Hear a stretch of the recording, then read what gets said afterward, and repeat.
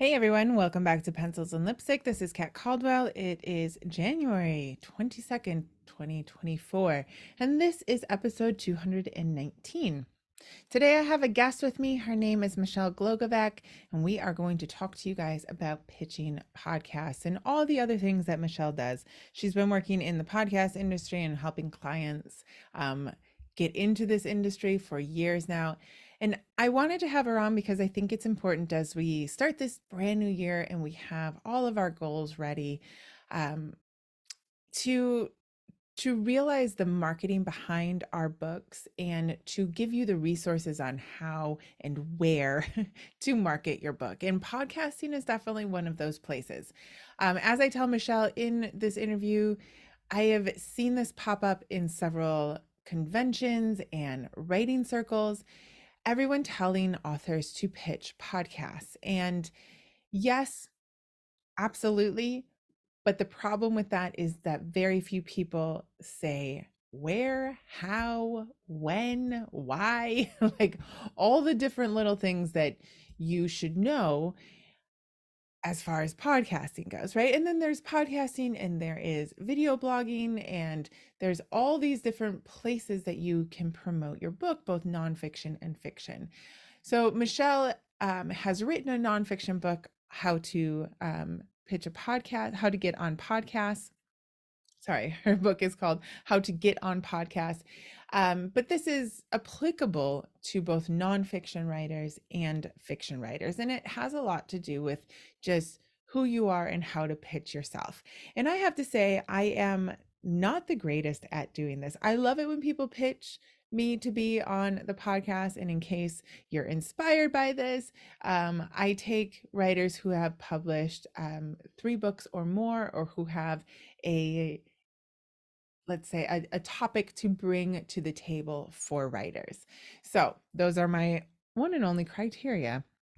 So if you would like to pitch me, that's awesome. You can find me on all the social media, as you know, or catcaldwell.com. But I want to give you guys more resources this year. I tried to find people in the industry who can help you. And I think marketing is just one of those things that everything's always changing and it's really difficult to market yourself. Like some of you out there are great at it, but I would like venture a guess that 85% of us, if not more, of us writers are not great at marketing ourselves, right? We just don't like talking about ourselves. So, today's interview is going to be about podcasting and how it affects the world and how you can get on it. And I really encourage you guys to go out and, spend the $25 on the book, How to Get on Podcasts. Um, especially if, well, I would say, especially if you have one book and that's your only book and that's what you are going to leave your legacy with, you're going to want to use podcasts. If you are going to write more than one book, you're probably going to want to get on podcasts. And I will say, I'm going to go get the book because I have books coming out, and Michelle is right. We might as well use this medium to promote both ourselves and our books, right? So I hope that you enjoy this show. Before we go into the interview, if you guys would, it is 2024. And so now I need some reviews that reflect that date. So if you haven't reviewed the show, would you please review the show, especially on Apple Podcasts?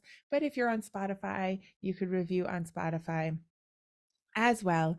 I just really appreciate you guys who stick with me. You're those who are new, anybody who's listening, I appreciate you. Just let me know how you feel about the show. You can also find me on Instagram at catcaldwell.author, on Facebook at Cat Caldwell Author, and Instagram also. I have Pencils and Lipstick all spelled out for the podcast there.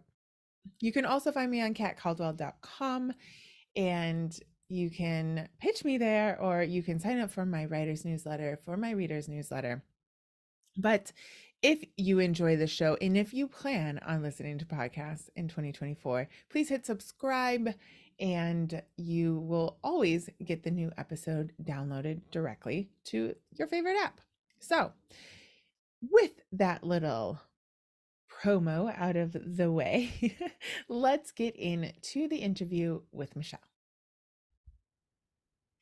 Hello, everyone. Welcome back to Pencils and Lipstick. I'm Kat Caldwell, and today I have with me Michelle Glogovac. Did I do that right? You did, Yay! yes. Michelle is on the show to talk to us about, well, a little bit about her life, her new book coming out, and especially for maybe nonfiction and also fiction authors on marketing and podcasting. So, getting our books out there on podcasts. So, thank you so much, Michelle, for coming to the show. Thank you for having me, Kat. I'm excited to talk to you. Thank you. So, you have an extensive background, let's say, and I could read your bio, but why don't you introduce yourself instead to us and tell us a little bit about Michelle? Perfect. Thank you. I am Michelle Glogovac. I am the podcast matchmaker, the CEO and founder of the MLG Collective, which is a podcast public relations agency, the host of My Simplified Life podcast, and author of How to Get on Podcasts. For 18 years, I actually sold jet fuel to corporate flight departments because I needed a part-time job in college and could walk to the airport. And then they gave me a Nice. salary and benefits. So I stuck with it. Yes. Uh, so that was not my podcast is not my background, but in 2018 I was laid off and decided what can I do that allows me to make money, stay at home with my two young kids, Yeah. and really feel like I'm making a difference for the world they're growing up in. And Okay. that's when I discovered podcasts and sharing stories and tips and knowledge. And I just felt like this is the platform that I needed to be involved in, the industry. And I went full in, and here I am 6 years later, 7 years, yeah, 6 years later, uh, doing Very everything cool. podcast related. So, marketing and all that you didn't really have a background in. It was mostly sales. It was mostly sales. I Okay. did I did work with the marketing team in my corporate career. I also did a lot of networking events. I was on boards for regional groups, so a lot of sponsorships, a lot of public speaking. So I did a lot of things that have translated over to what I do now. But I also felt because I've had to sit down and answer this question many times of how did you go from aviation to podcasting? And it really comes down to the relationships and the people. I think jets are sexy, but jet fuel, it's like it's gas. It just goes in an airplane, and there's nothing really glamorous Right, about that per right. se. But I loved the people that I worked with. I Yeah. loved the clients. I could tell you the birthdays and the anniversaries and who's having a baby and all that. And that's really transferred over to what I do now is connecting with other people, listening to their stories Yeah. and knowing those details about lives. Of course. So before we get into your book and so like My Simplified Life, is that the first podcast that like that's the one that you started and you continue with, or how has that worked? That is the first one I launched in 2019. There's over 200 episodes. And I really launched it because part of me thought it's kind of a legacy type of thing where my voice is being recorded for my kids, my Yeah. thoughts and opinions. They'll never have to wonder, what did mom think about this? It became a selfish project of getting to interview people that I wanted to talk to. There's no better, easier way to pitch someone that you want to Yeah. talk to than say, I have a show. Would you like to be on it? And then That's why I you started get mine. it's the best. I'm like, I'm so Exactly. selfish. I get to read the books of the authors that come on. I get to meet incredible people, and they've all turned into great friendships down the road. So it's totally selfish in that aspect. It is great to have as a marketing tool for your business too, Yeah. but I'm totally selfish on I interview those I want to talk to and get to know. And so Yeah. that's why I put it out there. Yeah, that's what I did it. I was like, I want to ask authors how they did this. So hey, I'll start a It's so podcast. much I'll ask the fun. questions, and I'll give Yes. you a platform. So then was that what came first? Like you're like, oh, this podcasting thing is taking off, so I'm gonna start a podcast, or like the MLG collective or the podcast matchmaker. Like how do all of these sort of intertwine together in your business? So when I was laid off, I didn't know what I wanted to do. I knew that there were podcasts, but I didn't know how to listen to one. Didn't know the purple button on my iPhone was how you listen to them. And a woman from my birthing class with my son years ago said, there's a life and business coach. She's launching a podcast. You should listen. And I Okay. went, but I don't know how.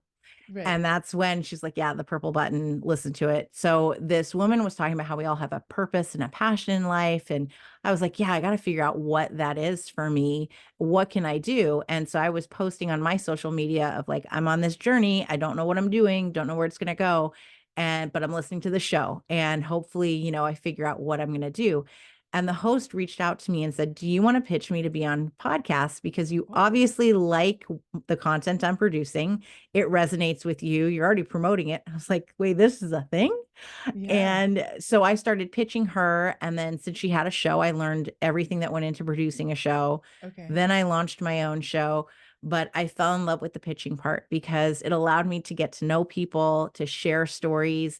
And really, I like to say that podcasts change lives one voice at a time. We're making the Mm, world a better place with the empathy we can build, the tips and knowledge. Somebody out there is going through what you've already gone through hmm. and they need to hear your story. How did you solve that problem? How did you build your business? How did you write that book? What were the steps you took? And to be able to get all of that information on a free podcast and listen in to another conversation is the most beautiful thing I think that there is. Yeah. So I went all in on I'm only going to pitch clients. I'm going to work with authors and entrepreneurs and advocates and nonprofits and really promote their stories to get out into the world to help other people. Huh. So when you started this pitching, I mean, it's been so I started mine in 2019. Yours started in 2018. So like it has grown exponentially. Like there are tons of podcasts out there. A lot have closed their doors. And the weird Hmm. thing about podcasting, the internet is you might go looking for a podcast and you'll start listening. You'll be like, oh, they stopped this like 5 years ago, So how was that journey in learning how to pitch and find those podcasts for the clients that came along in all their different little fields and things? Well, that's really one of the key steps in our research is do they still exist? Yeah. When was Okay. the most recent episode? Because if they haven't done anything in 30 days, then chances are they're not. And we did see there was a spike in new shows around COVID, Mm, and then they all kind of flopped because people didn't realize that you have to be consistent and you have to put out episodes. And it was funny because although we saw a lot spike, we also saw a lot die down when COVID hit because now you really? had kids at home Oh and yeah. you had spouses at home and now everybody's at home and how do I record and when do I do it? And I was lucky in that I started my show when my kids were little, so they know what a closed door means. They Right. know that mom's in the closet recording a podcast. We didn't have this luxury of everybody was gone. My husband works from home too. Right. So I was like, COVID, what? Like nothing changed in our household. We Right. were still Right. here. But that is a big deal of, is the podcast even still around? Do Right. they take guests? These are all things that we Yeah, look that's at. another one. Like, do they some don't take guests. That's so No, weird to some are me. just solo episodes. I'm like, wow, you got to create a lot of content. A lot of work. I would rather chat with somebody and be like, let's talk about you. Yeah. Yeah. And then, different categories. I work with a ton of different clients, but over the years, I've built a Rolodex Okay. of podcasts that, no longer require a unique pitch of, I've listened to your show. We've already been through all of that. So there's Right. an established relationship, and I can say, Sure. hey, I have this new client and I think that they'd be a great match. Here's their background info. And it's much easier once you have those relationships. It's that Sure. initial pitch with a new show of, okay, now we have to connect. And I got to tell you, I'm listening to your show and what resonated with me. And let's get personal and then introduce the client. Yeah. So, yeah, Yeah. Because it's interesting. You do get pitched um, a lot of impersonal pitches. Let's say I'll be like, it's a lot of copy I and don't think you paste know out what there. my what my podcast No, is about. No, I have a whole folder called bad pitches, and that's where Oh, that's those funny. end up. And I put some bad pitch examples in the book because like you can't, there has to be, there's no standard in podcasting. And I Right. think that's a big issue. Anyone can start one, anyone can be on one. Hmm. It's low cost entry, all you need to do is record and you can put it out. And it's like, Yeah. well, but should you? No. Here's that other question. Should you? So before we keep going, because we want to talk about like since you're the expert on pitching and because I mentioned the fact that podcasts come and go, is it's still worth it to pitch them? Like, what happens if the podcast goes away? Like, can somebody still listen to that episode or that show? Like, is there at all a concern for somebody who's pitching a podcast, for any author listening to this? Like, why would I do it if in case it leaves? Like, is that URL still there? Is it out in the ether? I don't know. It's still there just as Okay. you found it, and it's still Okay. there, right? It's still out there. And if you're promoting it and if the host has promoted it properly, then it will not just be on all of the listening platforms. There'll be show notes, Hmm. on websites. There will be in Okay. Instagram. It'll be on all of the different social media platforms as well. So people can still search for it and find it. Okay. I create Spotify playlists for all of my clients, so they all live in one spot and they're all there. So Okay. yeah, So you that, can still, it's still worth it to pitch it and to be on podcasts, even if they, die down eventually, they're still out there. okay. So it sort of lives on even if the host Yes, moves on. it's the internet. Yes. It is true. It's what we tell our kids, right? That will live Right. on. Don't take it with Yes. you. All right. So this is a good reason to live on. So what then? So you're started with the clients. What makes you think podcasts are still relevant? So if we're talking to my audience is mostly writers, lots of fiction and some nonfiction, whether they're going indie or traditional route, and like even traditional route, you're going traditional route Mhm. with your book. Have you had to promote your book yourself? Like to talk to I all it's those people wanting to do traditional route. Well, I am my own publicist. I was exchanging an okay. email with a journalist this morning and she goes, "Please have your publicist send this to me." And I went, "Well, that's me. We'll do I am my that. publicist and I will send you an email." Yes. McGraw-Hill does not have a Okay. publicist in-house. So it is me, myself, and I. And even those that do have publicists in-house, I have seen authors hire myself, hire other publicists Okay. to do the promotion of the book. Okay. Yes. Okay. And our podcast still relevant. Yes, they're still growing. We're still Okay. seeing an increase in shows. The industry is to close this year at $4 billion, and it should be up to $5 billion. So Wow. there's a lot. It's a growing industry, and I don't think it's going anywhere. We've seen with Substack now having a whole podcast area on that platform. You see that a lot of podcasters are now turning to the not vlogcasters, but they're doing the video cast part Hmm. too and implementing more video. So I don't see it going Okay. anywhere. I think it's really just starting to, catch on more and more. Okay. Um, and it's becoming more accessible. It's been around for over 20 years, podcasts have, Yeah. but like myself, I didn't know how to listen to one until Right. 2018. And now people are not only listening to them, but they're understanding how to get on them and how to Mm. create them. So I think it's still going to get bigger and bigger.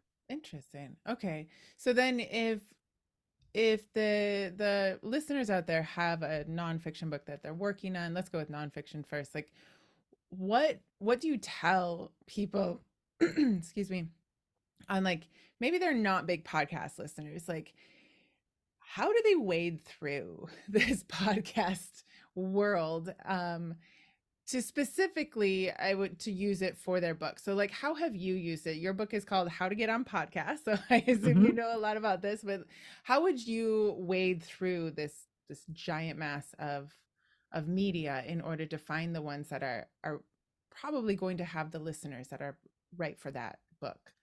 Well, first, I think you need to think about who is it that you want to reach? Who is your Okay. ideal reader? And that's going to be your ideal listener. Okay. And you're not going to go on to promote your book per se. You're going on Interesting. to a podcast interview to share of yourself, to share your knowledge, your journey, your story.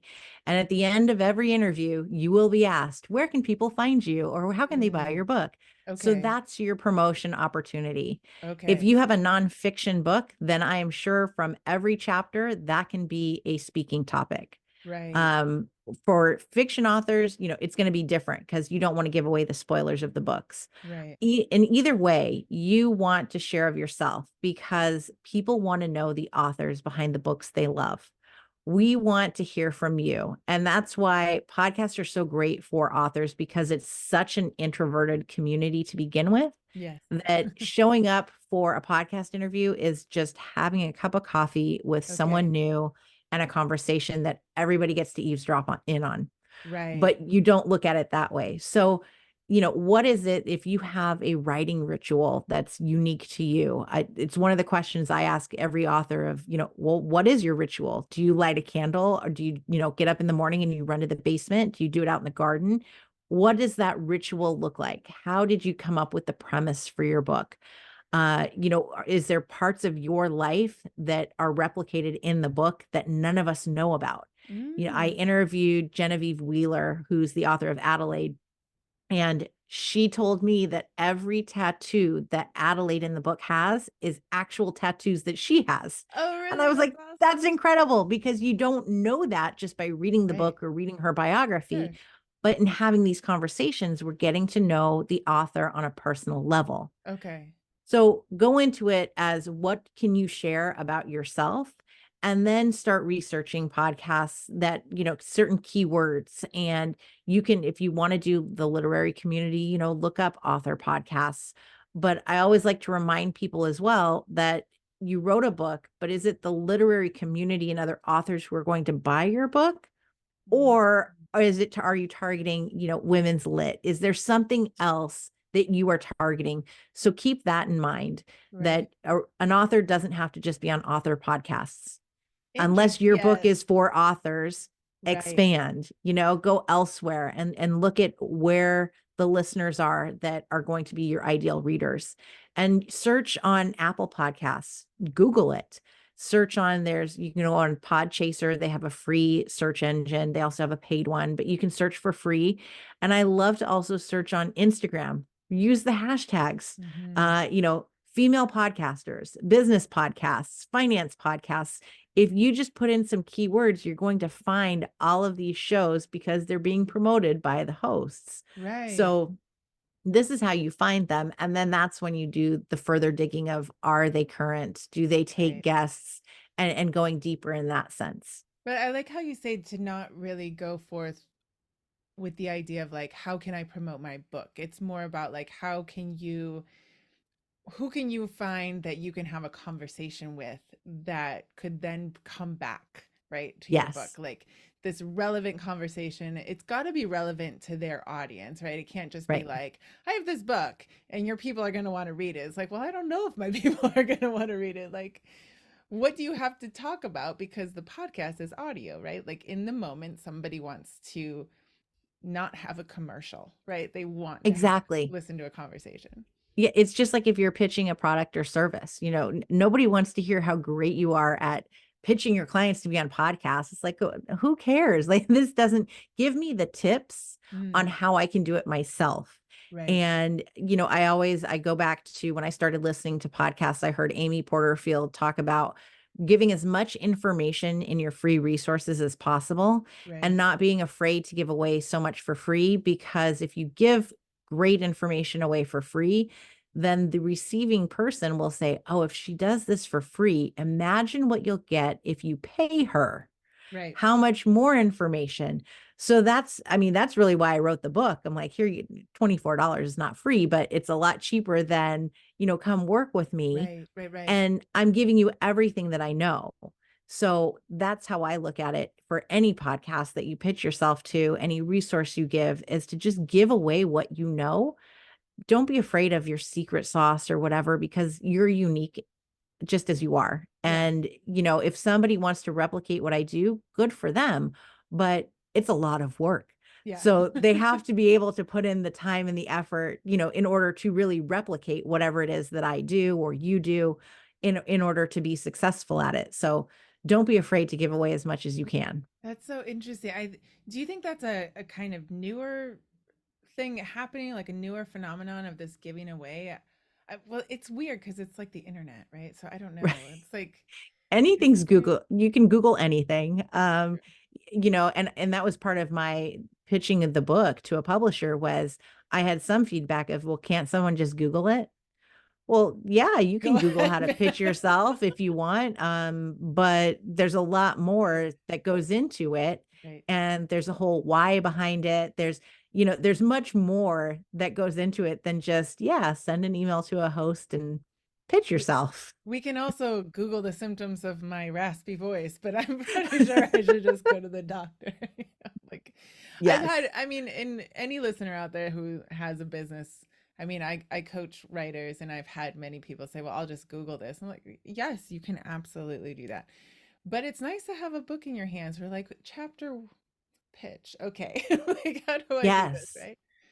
Yeah, and it's really, a very much how to like sit down and think about this question. Mm, This is how you're going to create this topic, and this is why you're creating it. And while okay. you're doing this is what the host is up to too, because I think it's not a secret, but it's something that a Yeah. lot of guests don't realize what goes into creating a podcast episode, Okay. how many hours it takes, what is the host doing. So I'm giving all of that away of, show some appreciation too, Mm-hmm. because thanking your host by posting in your stories for 24 hours is not a thank you. It's not repurposing, it is lazy. So you get all of those tips on how to repurpose into greater marketing content that ultimately also is a way of saying thank you to the host. Right. Right. And the whole thing's related to a dinner party because I love dinner parties and happy hours. And Yes. a podcast show is basically someone's home that you're being invited into. And you're getting that invitation to come to dinner. And so, how do you show up as a great guest, whether it's on a show or in a home? Right. Are you dressing the part? Are you engaging with others? And how do you say thank you? Did you send a text the next morning? Did you send a handwritten thank you card? How are you doing that? And did you show up with something in the beginning? Did you bring a nice candle? Did you bring a free resource? So Yeah. it compares all of that for the entire journey. Yeah. I have to say, and you probably have this experience too, is like you will actually get more listeners if you're proud of the fact that you were on a podcast enough to tell people. Like Yes. I know a lot of writers, especially, like you said, it's an introverted world. Like lots of them are nervous and they tell me that they're nervous when they come on. And I think sometimes they're very nervous to like tell people, like, I don't know if you're going to want to listen to me, but you will actually have more listeners and that therefore more audience to your book and to who you are if you share it. Cause it's almost like a validation of like, in the, and technically the SEO and everything goes up and the algorithm and all that, but you will get more your widespread. Your net will be cast wider, right? Yes, yes, absolutely. And I know it's hard now that I am an author. And I remember the first time I was introduced, it was last February, where one person knew that I had written a book. It had not yet been sold. And she's like, everybody meet my author friend, Michelle. And I was like, what are you doing? Why would you introduce me as an author? And then I was in certain rooms where they're like, would all the authors stand up? And I was like, I'm not standing up. Like, what? Well, my book's not out You're yet. a Like, why true would I author stand? if you do that. Yes. I We're was all like, I'm like, not. what? I don't know. Huh? And people are nudging. They're like, "You wrote a book." I'm like, "Yeah, but like it's not out yet. Like, does The no, it's imposter not." syndrome's real. So I get it. I come on. It's very easy for me to say, "Yes, you should just show up and do this." But I totally get it that Mhm. it is hard, and that's why having these conversations as podcast interviews is great because you don't have to say, look at me," and then you're just sharing the episode as a Right, thank you to the host later on. So it's still not a total look at me, look at me. It's right. really it's your duty to say thank you. It feels a little less me, right? Like, oh look, it Yes. was so much fun to be on this podcast, and all this stuff. Like, do you have anything in your book about what you do afterwards? Is that like it's Yes. okay? There's a whole section on repurposing into greater content Oh, marketing. Yes, it's I think the chapter is called Your Name in Lights, and how you need to promote it, how you can promote it. There's links to templates in Canva for the graphics, wow, so you that really way you do give can. everything away. I do. So, so you can just plug in the cover art, swap that out. The Mm, book actually has examples of what I do for myself. So you can visually see it in addition to going to the links and utilizing those templates as well. okay. So why did you choose in this day and age of so many different media? Like you could have started a Substack. I was going to say subplot, Substack or a Medium or made an online course. Like, why did you choose a book for how to get on podcasts? I am a avid reader Okay. ever since I was a kid. I love books and I wanted to be an author. I was like, you know what? I want to write a book. I don't know on what, I don't know on how. Another one of those journeys of like, I don't know how to do it, but I'm going to figure it out. And I interviewed Jenny Nash, the book coach, author accelerator on my show one day, and it turned into a hot seat. And I was like, I want to write a book. And she goes, well, your first book should be on what you know and what you're known for. So that should be your first book. And I There's went, that answer. oh, okay. Well, then I will be writing on how to get on podcasts. Nice. And I outlined it immediately. It was very easy because Okay. I knew what I wanted to write. I knew what I wanted to get out. I hired a book coach. She said that usually she does like 6 months. And I went, oh, no, no, no, no. We're doing 3 months because this book is going to get written. I will hit You every must be an deadline. achiever, like number I one am like, achiever there. yes, I'm like, give me a goal. I want to crush it. And I'm also very cheap. So I was like, I will pay you for 3 months. We don't need full 6 months. And so we knocked out the proposal in three Wow. months.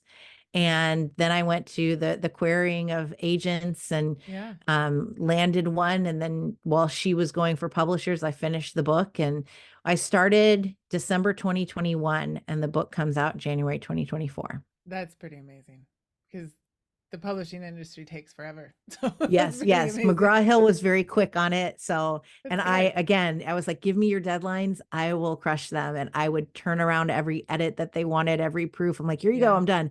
Here you go. And luckily, their team was doing the same thing. So it went to the printers even earlier than Nice. we had anticipated. Nice. Oh, that's nice too because it's well, I'm sure there's a lot of stuff in there that will be relevant down the road. It's really relevant now, so it's nice that they're as quick as you are. So Yes, how was that time if you've I'm sure if you've written up reports and you've done writing in your life, but this is your first book writing, like how was that process? Did you enjoy it?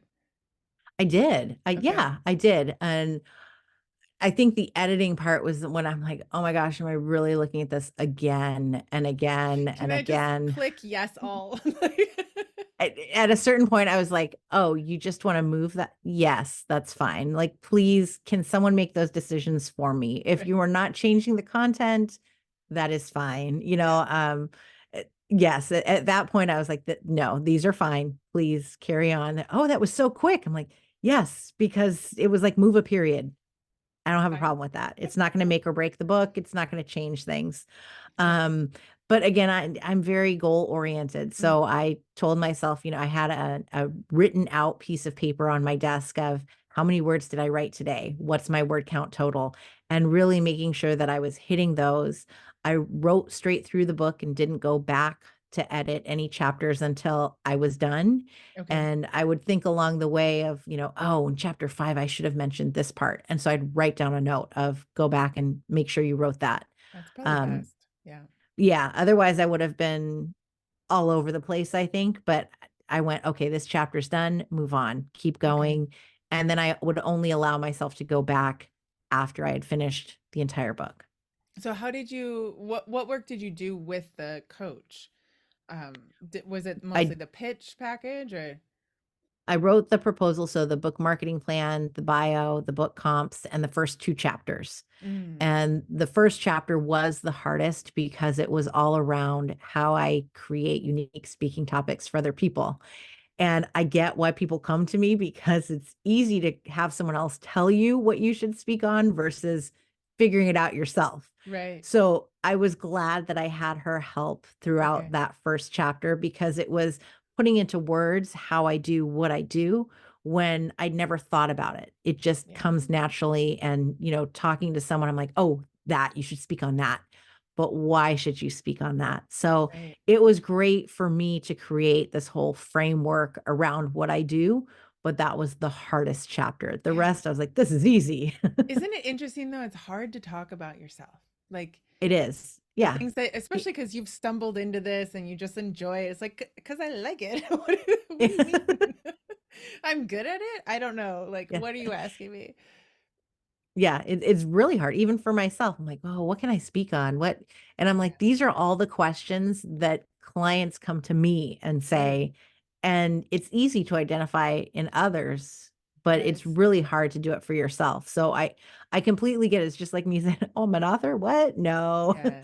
I Yeah. get it. And I've been in the shoes of the listeners because, it's just human nature. Right. So would you go back and get a coach again? Like that was a good choice for you? Yeah. Oh, I loved working with her. Yeah, we're still in touch. She actually just moved into the city as well. So we're going to Nice. finally meet in person. Oh, that's so much fun. I know, like we meet people and we're like friends over the internet and like, wait a minute, I've Right. never met you in person. That's so weird. Yes. Some of my closest friends are my internet friends. And I'm like, oh, we should really meet in real We life. live in a weird world. So once you got through that pitch and proposal package, did you know exactly like you had a structure to your nonfiction book, especially to like the nonfiction writers out there? Because sometimes, like you just said, what you know is difficult to bring into 150 pages. Like Yeah. bringing all that in is, did you work with the coach on that as well, of like what specifically you wanted to hit on in the book?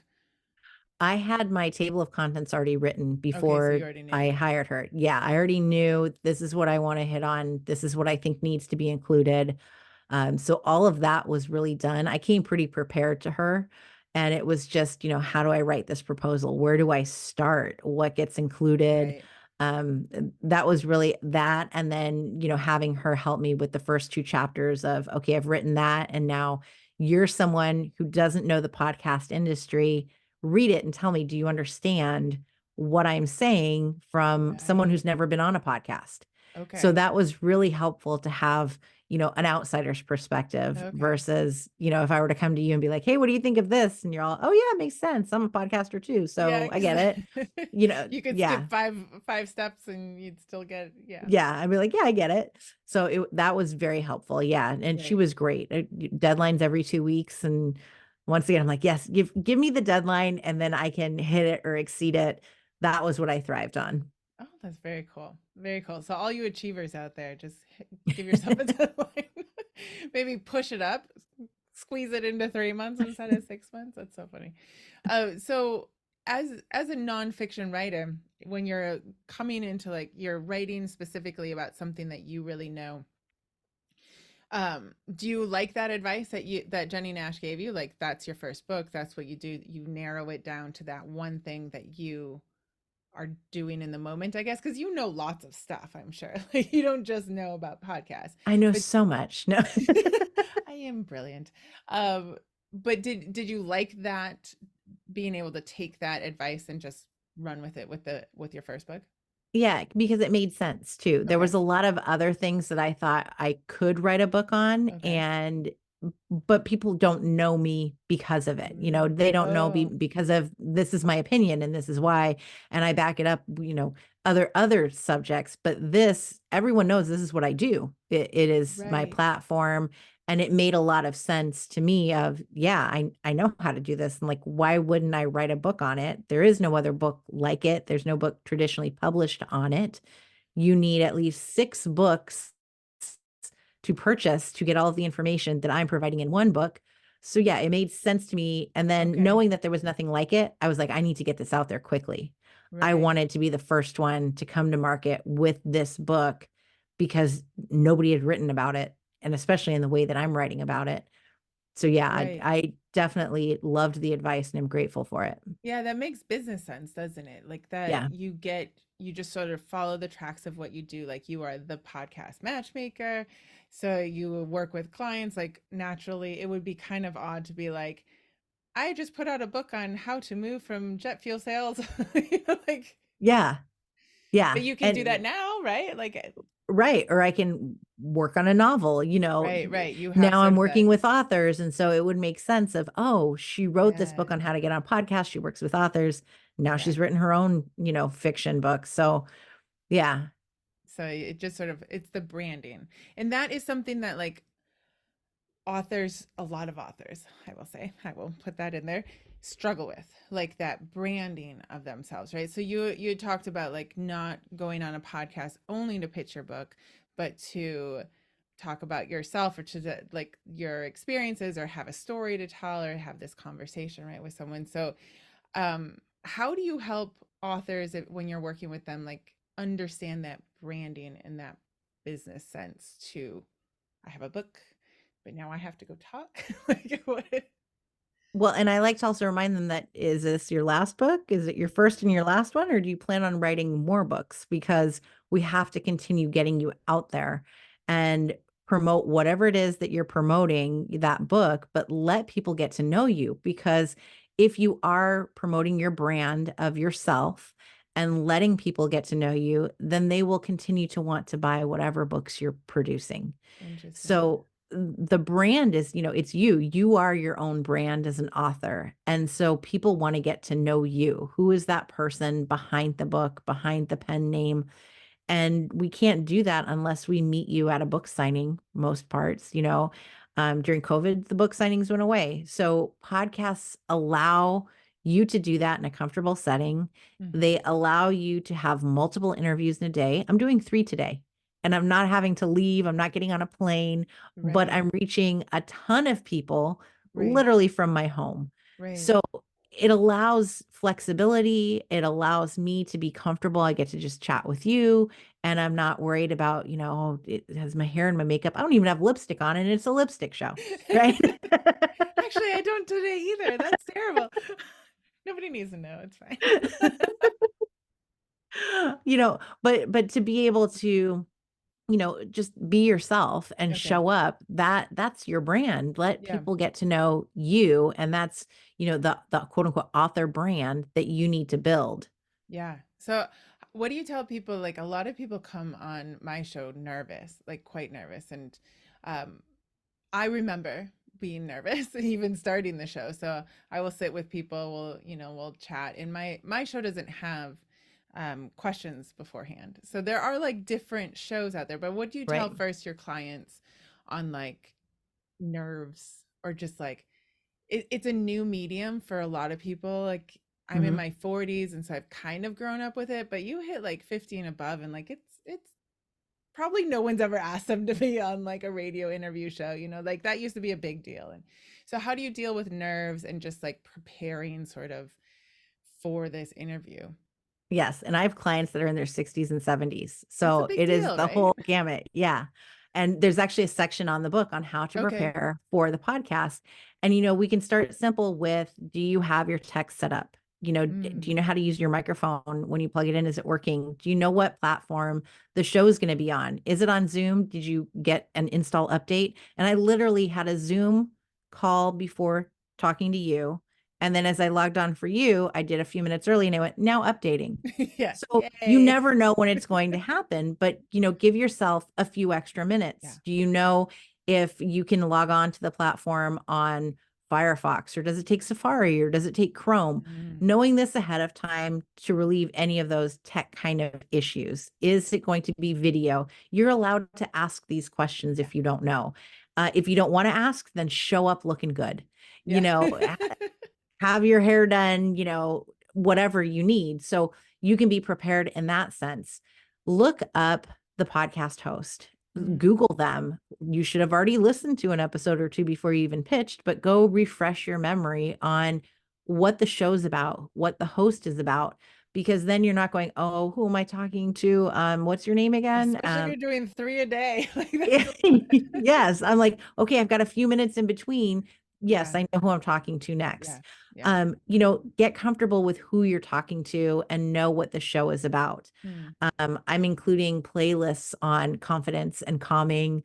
I give links to, meditations of, maybe you do need to get into this quiet headspace, but prepare yourself. If there's a Okay. certain aspect of your story that's really good, and I share this because I had a client who told me her entire journey, and then I interviewed her on my show, and she didn't mention the like biggest key point of why she does what she does, and it was based on her past experience. And I knew what her story was, so I knew to prompt that Yeah. answer. But Yeah. I said, you should write it on a post-it that you need to make sure that you mention this, Right. because That is what people want to hear. So if there's a part of your story that you need something to jog your memory, write down a post-it and put it on your Mhm. screen. Yeah. Nobody's going to see it, but you will remember it. Yes. Take your time. That's Most great shows advice. most shows are edited. So if you need to take a moment, take a Mhm. moment, pause, don't be afraid to say 1 second. Yeah, there's times where I will be asked a question and I will start talking and talking and then I'm like, "Wait, what was the original question?" Because I totally just went off on a tangent. I'm sorry.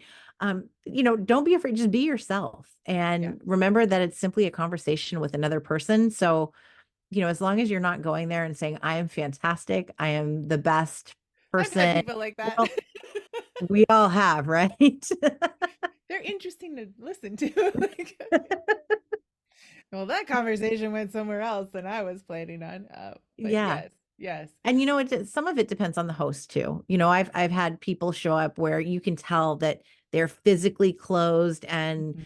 like they don't know what to say. And then all of a sudden I'll think about, okay, what was something in their book or their bio? And I'll bring it up. And I have visibly seen people relax because you just mentioned some personal detail. And so they know that you've done your research too, and you've Right. just found the topic that makes them comfortable to speak on. Right, right.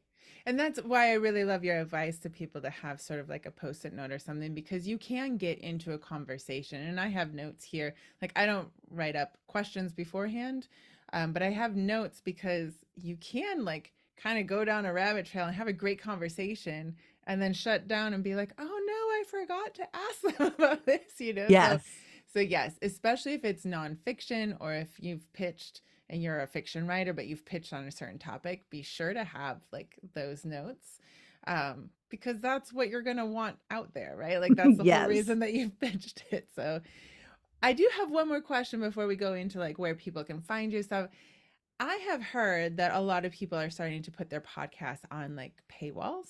What do you feel about that? And how like do you have clients pitch those podcasts? Have you had any work with those? I don't know. What are your thoughts? The reason I love podcasts is because they are free. Me too. Me And too.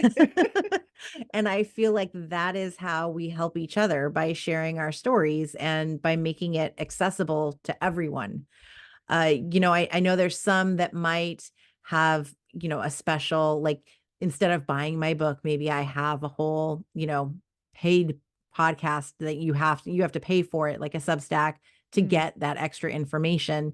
I get that. We do not pay to be interviewed on a podcast. I will let a client know that, yeah, this show said yes, but by the way, it's $300, it's $5,000, it's $25. It is up to you as the client to make the decision, but my oh, there are professional people that advice. charge it? Oh, yeah. Oh my Yeah. gosh. Well, if anyone wants to pay to be on my podcast, that's fine. Oh, But I my did not opinion know is that. Oh my if you're gosh. paying to be interviewed, then that's an advertisement. That is not Yeah. PR. And Yeah. that should give you the right to show up and say, I am the best. I do this. Right. This is, and to promote yourself.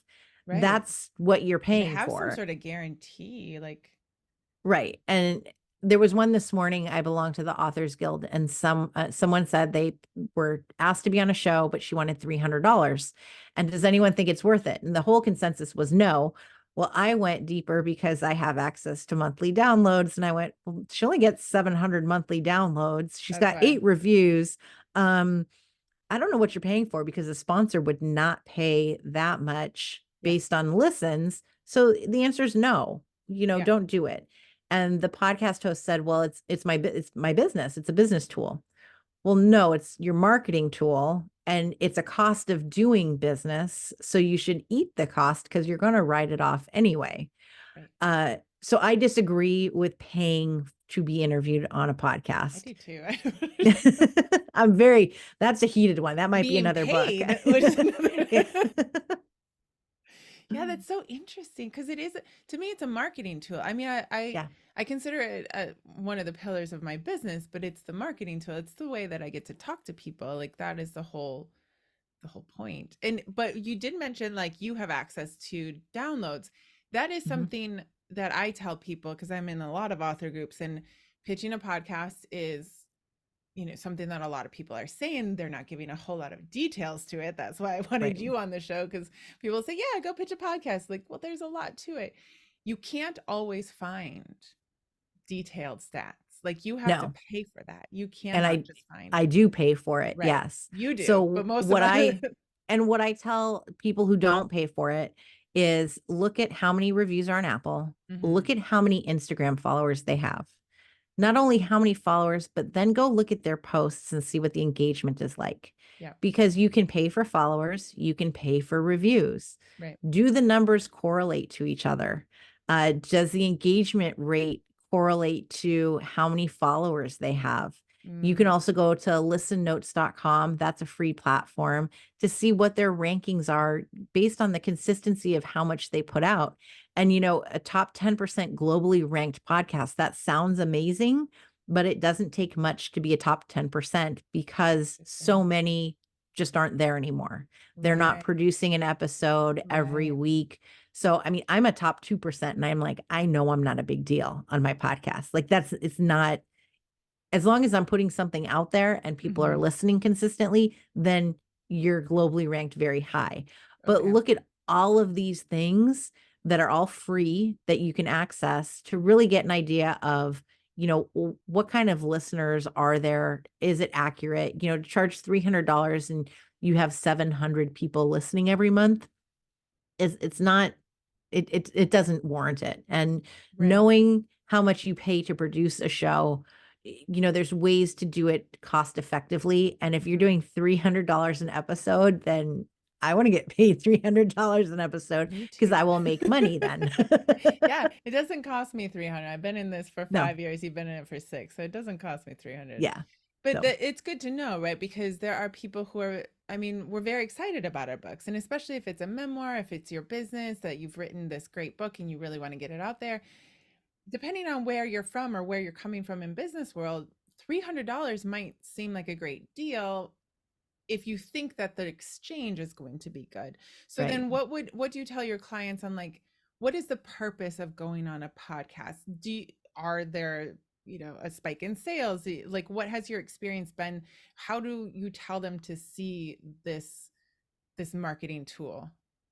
So I recommend that you have a unique link for wherever you want people to go so you can measure your own ROI, because I Okay. don't know I will tell you how many listens a show gets a month. So I can give you that information of how many people we believe you reached. Can I correlate it to your sales? Well, no, I don't have access to your sales. So that's Yeah. something you have to look at on your end, which is why I recommend, do a bit.ly link or something like that. I've had clients who, they gain more clients or they Mm, see that there are more book sales right after they do an interview that goes live. Um, Promotions for jobs. So it's been, depending on who the client is, something always comes out of it. Maybe you get more speaking engagements, you get right. invited to be on other shows. So it's all about growth and Hmm. really defining what your goal is in the first place. I get texts all the time of when I say I like a book, then people go out and buy the book and tell me I bought this book Oh, because you said you liked it. you're an And influencer. apparently I'm a bookstagrammer apparently. But just that share alone Yeah. is promoting book sales. Mm, So yes, if you're on a podcast and the host is like, "Oh, this was a great book because I read it," then you will yeah. get sales from it. Yeah. Yeah, and it's interesting. I tell people at minimum you'll get better at talking. Like, that's what you'll do. Yes. Like, Yes, I and you'll make cannot new guarantee anything. connections. Yeah, it's great. You And you never know who never you're know. gonna meet. This is Mhm. very true. You never know who you're going to meet and how that connection um will benefit you or the other person. Like, this is what I love about podcasting. So, Michelle, where your the name of your book, it's already out. So today, this episode goes out January 22nd. How to Get on Podcasts. It's already out through McGraw-Hill. So where can people find you and find the book and start their pitching process to get on podcasts? You can find me at michelleglogovac.com or the mlgcollective.com. I had to build an author website for that author brand. So I'm on both. I'm on Instagram at Michelle Glogovac. I'm also on TikTok at the podcast matchmaker, Threads. I'm in all the places. Substack. I even have one of those now. So anywhere You There's can't social miss her. media. You I can't am. miss her. Yeah, I am there. Just Google it. Just Google it. And we will have the links in the show notes. Glogovac, in case you guys are listening, is Glogovac. So, in case you're listening and you're just like, I can't see the show notes right now, keep that in your brain. But the links will be in the show notes. Um, I say go out and buy the book because, as I've said before, if you guys are in any sort of author group, everyone is telling you to go pitch a podcast and they're not telling you how. So, this is going to be your one stop shop on how to do that. So, thank you so much, Michelle, for coming on and telling us how to get on podcasts. Thank you so much for having me.